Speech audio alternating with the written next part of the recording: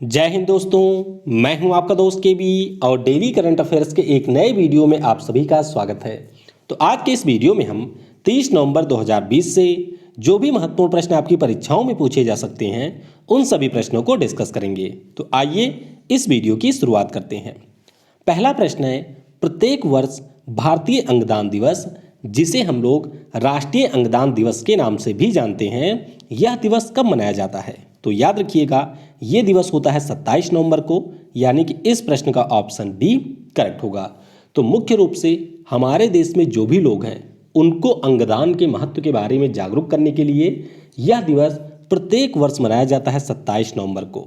और हमारे देश में एक संस्था है जिसका नाम है national organ and tissue transplant. इस संस्था के द्वारा वर्ष 2010 में ये पहली बार मनाया गया था, यानी कि इस बार इसका ये 11वां संस्करण था। वैसे अगर हम लोग ऑर्गन डोनेशन के मामले में बात करते हैं तो हमारा देश विश्व में तीसरे स्थान पे है, जबकि अगर हम लोग अपने राज्यों की बात करते हैं तो उसमें तमिलनाडु है पहले स्थान पर। और आप ध्यान रखेंगे कि वर्ल्ड ऑर्गन डोनेशन डे यानी कि विश्व अंगदान दिवस प्रत्येक वर्ष 13 अगस्त को मनाया जाता है। तो इस वीडियो की जो पीडीएफ है वह आपको मिल जाएगी टेलीग्राम के ऊपर। टेलीग्राम पर आपको सर्च करना है केवी गुरुजी, जहां से आप इसके पीडीएफ को डाउनलोड कर सकते हैं। और पूरे नवंबर माह की अगर आप ई बुक डाउनलोड करना चाहते हैं तो उसके लिए नीचे लिंक दी हुई है, वहां से आप पेड करने के बाद में ई बुक को डाउनलोड कर सकते हैं। और वीडियो अगर आपको पसंद आता है तो इसे लाइक करने के साथ अपने सभी दोस्तों के साथ में शेयर करना बिल्कुल भी मत भूलिएगा। अगला प्रश्न है, नवंबर 2020 में भारतीय नौसेना ने किस देश से 2 MQ-9B सी गार्जियन ड्रोन्स को पट्टे पर लिया है? यानी कि एक तरह से इसको लिया है किराए पर। और किससे लिया है?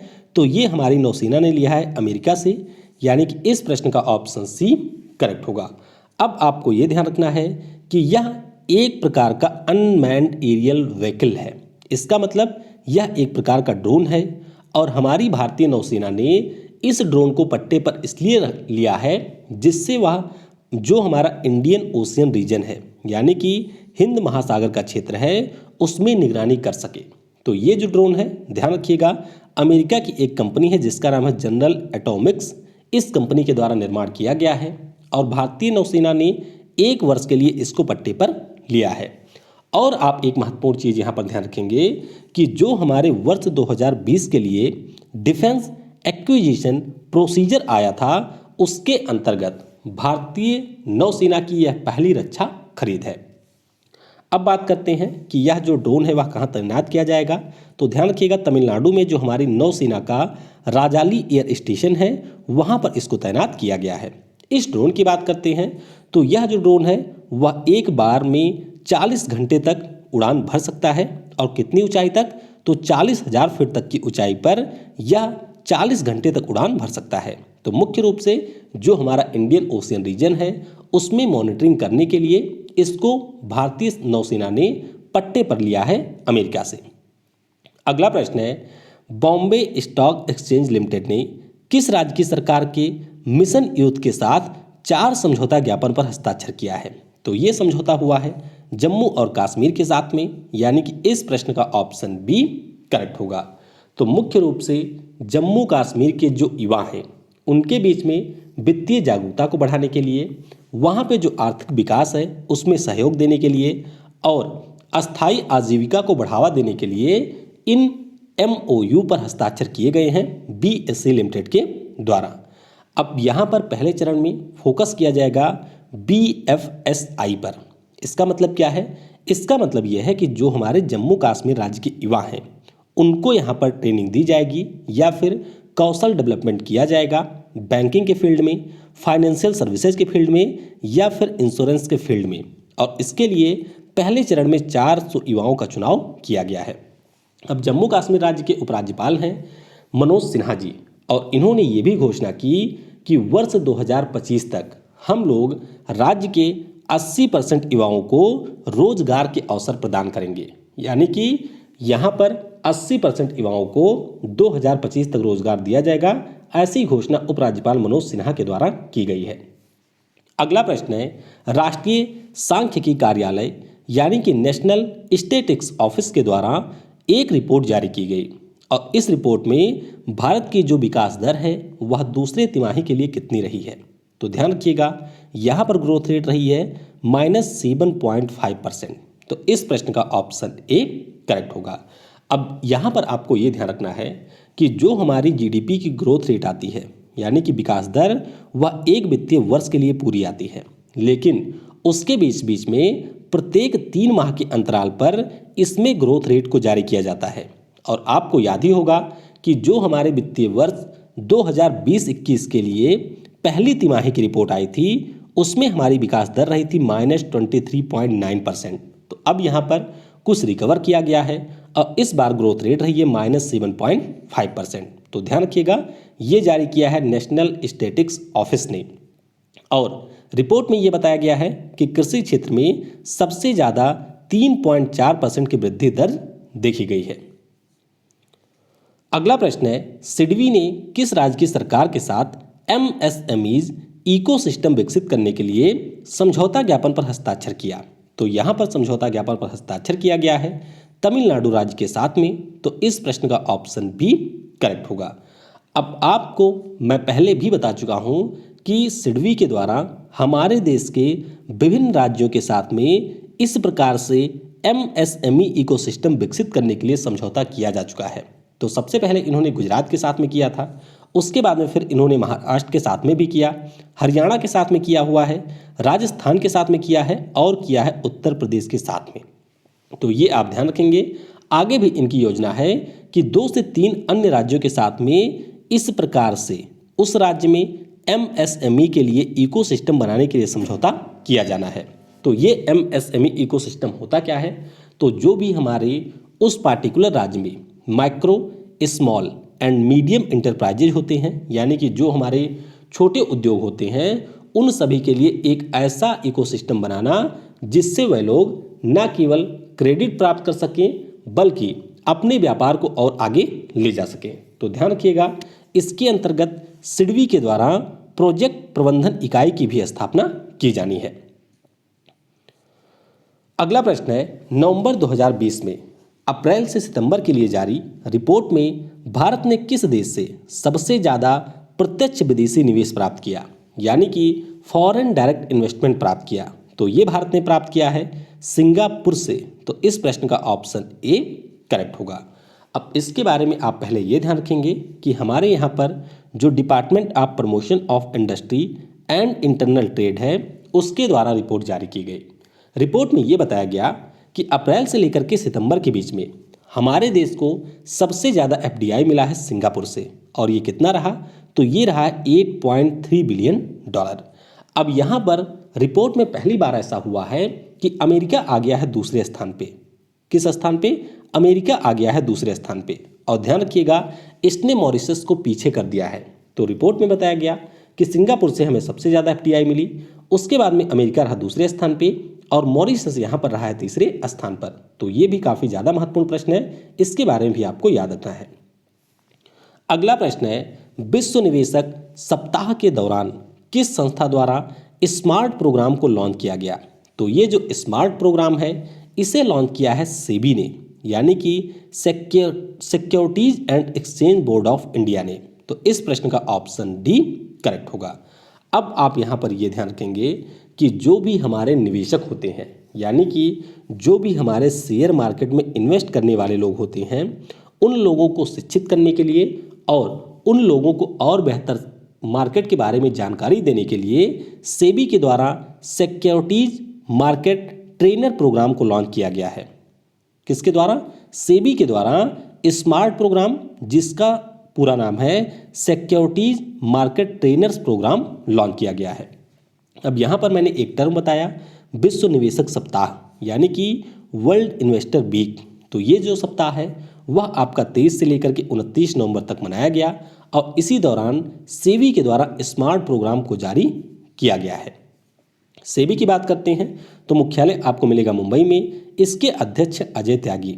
अब आपको नीचे कमेंट में ये बताना है कि सेबी की स्थापना कब हुई थी और इसे एक एग्जीक्यूटिव बॉडी का दर्जा कब मिला था। तो दोनों के बारे में आप नीचे कमेंट में बताएंगे। अगला प्रश्न है, नवंबर 2020 में किस केंद्रीय मंत्री ने जलवायु परिवर्तन ज्ञान पोर्टल को लॉन्च किया? तो ये पोर्टल लॉन्च किया हमारे वन, पर्यावरण और जलवायु परिवर्तन मंत्री प्रकाश जावड़ेकर जी ने। तो इस प्रश्न का ऑप्शन बी करेक्ट होगा।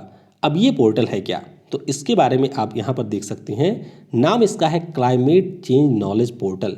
तो हमारे देश में केंद्र सरकार के जो भी मंत्रालय हैं, उन मंत्रालयों के द्वारा राष्ट्रीय या फिर अंतर्राष्ट्रीय स्तर पर जलवायु परिवर्तन से निपटने के लिए जो भी पहल शुरू की गई हैं और उस पहल की प्रगति क्या रही है, इस सभी के बारे में जानकारी इस पोर्टल के ऊपर मिल जाएगी। तो अगर आप चाहें तो आप यहाँ पर विजिट करके यह जान सकते हैं कि जलवायु परिवर्तन से निपटने की दिशा में हमारे देश में जो विभिन्न मंत्रालय हैं उसके द्वारा किस प्रकार से कार्य किया जा रहा है।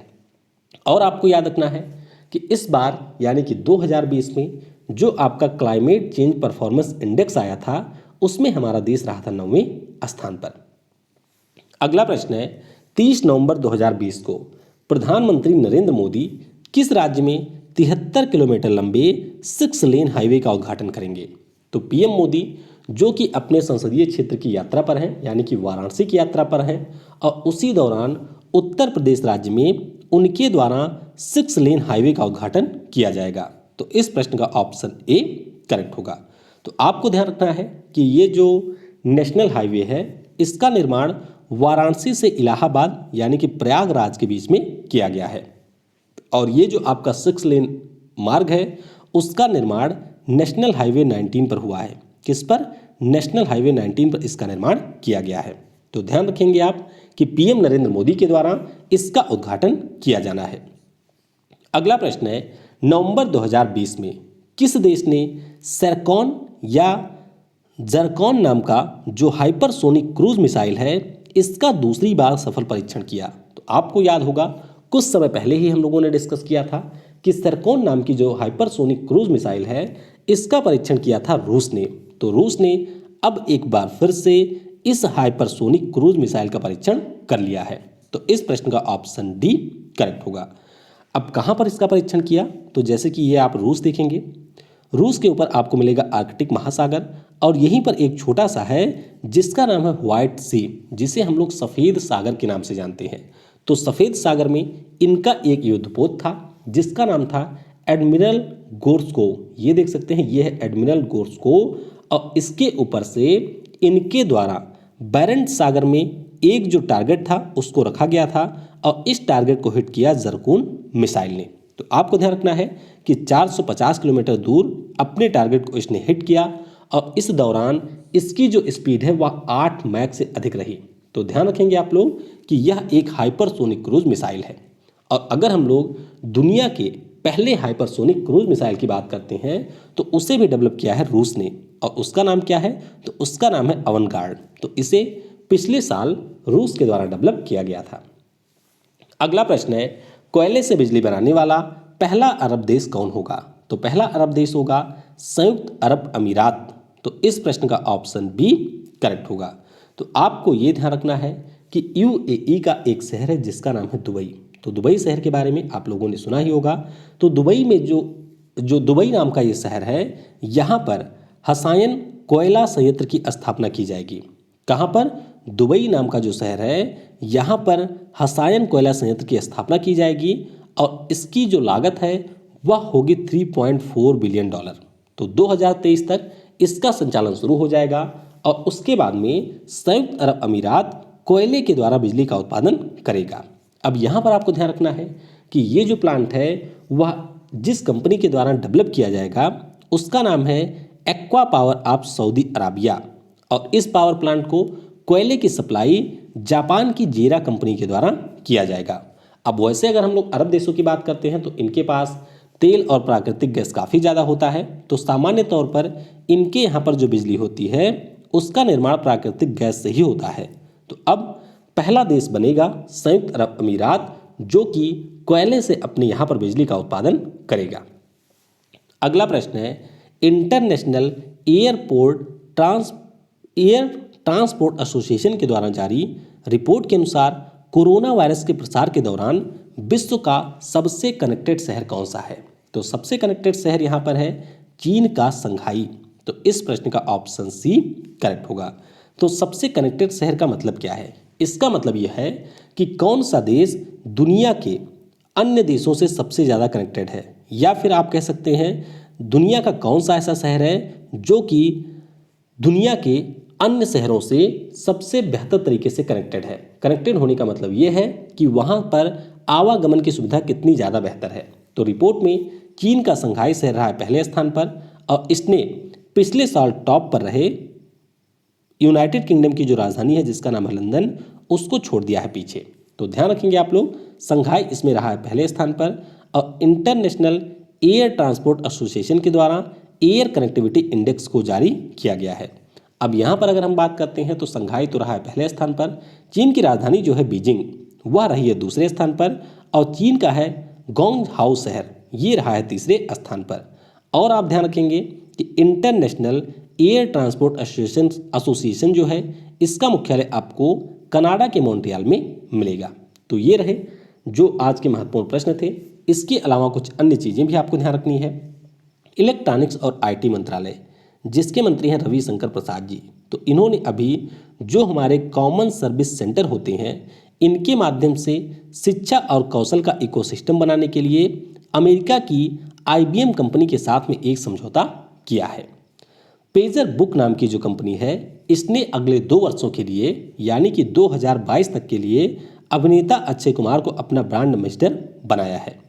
और मध्य प्रदेश की सरकार ने अभी ये घोषणा की है कि उनके यहाँ पर जो सौर ऊर्जा उत्पादन का टारगेट था 5000 मेगावाट, अब इसको बढ़ा करके इन्होंने 10,000 मेगावाट कर दिया है। तो इन प्रश्नों के बारे में भी आपको याद रखना है। कल मैंने आपसे पूछा था कि राष्ट्रीय पहचान डेटाबेस में फेशियल वेरिफिकेशन को जोड़ने वाला विश्व का पहला देश कौन बना है? तो पहला देश बन गया है सिंगापुर। कौन सा देश है? सिंगापुर फेशियल वेरिफिकेशन जोड़ने वाला पहला देश बना है। आज के वीडियो से आपके लिए प्रश्न है, नवंबर 2020 में WHO ने किस बीमारी के लिए NOPV2 वैक्सीन के आपातकालीन स्थिति में प्रयोग के लिए मंजूरी दे दी है? तो इस प्रश्न का उत्तर आपको नीचे कमेंट सेक्शन में बताना है। बाकी वीडियो आपको कैसा लगा ये भी आप नीचे कमेंट में बता सकते हैं। Thanks for watching. जय हिंद, जय भारत, और सबसे जरूरी, पढ़ेगा भारत तो बढ़ेगा भारत।